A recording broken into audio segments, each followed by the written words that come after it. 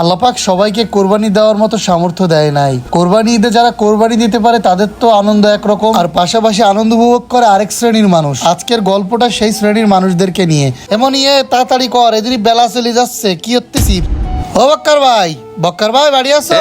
এদিকে আয়। ও ভাই তুমি হ্যানে দাঁড়ায় রয়েছো? আমি তো তোরে খোঁজ দিছি। ও ভাই ঈদের দিন কাজ করার টাকাটা কি দিবা? টাকা তো সমস্যা না, কিন্তু টাকার সাথে তোর একটা বড় জিনিসের ব্যবস্থা করেছি। ও ভাই ও বড় জিনিস তো বিষয় না, আমার ওই টাকাই লাগবে। আমার ওই 1500-2000 টাকা দেওয়ার কথা না, টাকাটা দাও তো। আমরা তোরে টাকা দিলে কত দিতাম? 500 নয় 700। তোর জন্য 5 কেজি গোশ রাখিছি। 5 কেজি গোশের দাম সর্বনিম্ন না হলো 4000 টাকা। ও ভাই ওই হাদিসই তো আছে ভাই যে কুরবানি দি সহযোগিতা করা কাজের লোকের তো গোশ দিয়ে দিলে হবে না, টাকা দিতিবে।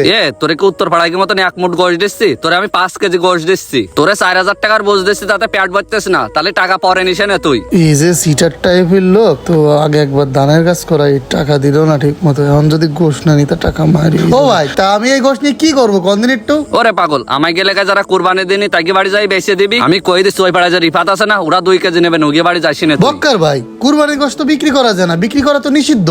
তোরে সব হাদিস কোন মোল্লা কইস রে? পাগল কোন গে? আমরা কুরবানি দিচ্ছি, আমরা গোশ বেচতে পারবো না। তোরে তো দিচ্ছি, তুই নিয়ে যাই বেচতে পারবি না রে। নে ধর, যা বেশি দিকে। আচ্ছা ঠিক আছে ভাই, যা সিস্টেম করে দিছি ধরাইয়ে। হে বক্কর, নাইদি দেওয়ার জন্য তোর যে 1500 টাকা দিলাম, সেটা কাকে কি দিছিস ওরে? ও ভাই এই মাত্র ওই দেখ ওই যে নিয়ে যাচ্ছে ওই যে। গোস্ত তো দেলে বক্কর। কিরম একটা গন্ধ, বমি আসার মতো। না না না, দেখতে আসছে বিষয়টা কি আসলে। প্যাকেটের তেরাম বিকট গন্ধ বেরোচ্ছে কেন? ওরে আল্লাহ রে, কি অবস্থা! চাচা কি হয়েছে? ওই জায়গায় না খাটি দাঁড়ায় রয়েছে কেন? আর কোশ নে, বক্কর ভাই 5 কেজি গোস্ত দিয়েছে, তেরাম গন্ধ বেরোচ্ছে কেন বুঝলাম না। রোদির মধ্যে এসে বেশি গন্ধ প্যাকেট তো মনে হয় শেডিশ। প্যাকেটটা কিরম চিনা চিনা লাগতেছে আমার কাছে। প্যাকেট শেডি মানে কোন রে? তাহলে শোনো, গোস্তটা নষ্ট হয়ে গেছে, ফেলাই দি। ও বড় ভাই কি হয়েছে রে বক্কর? তুমি কি ফেলা দিচ্ছ?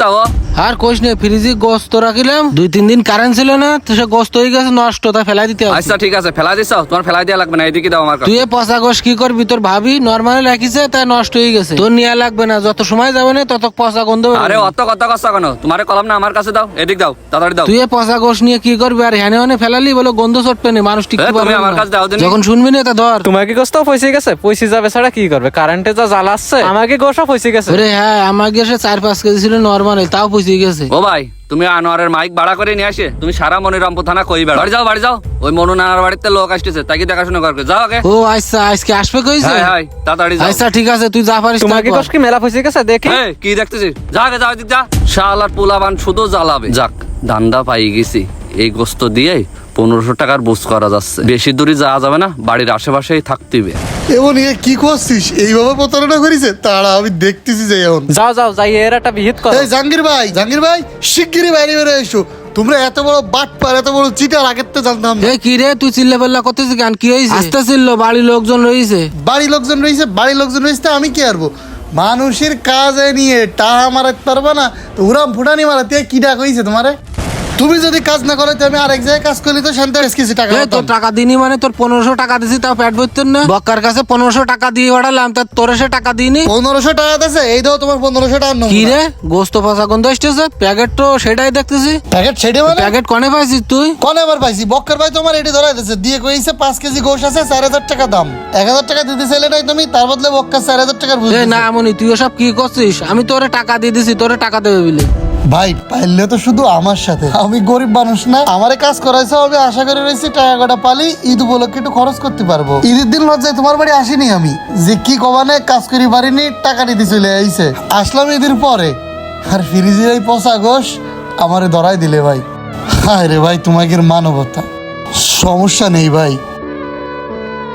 তোমরা খাও ওই গোশ। হ্যাঁ আমার ঈদি খরচ করার দরকার নেই ভাই। দাঁড়া ভাই গো, তুই চলে যাস নে, তোর টাকাটা তুই নিয়ে যা, আর আমি বক্কারের পরে দেখতেছি।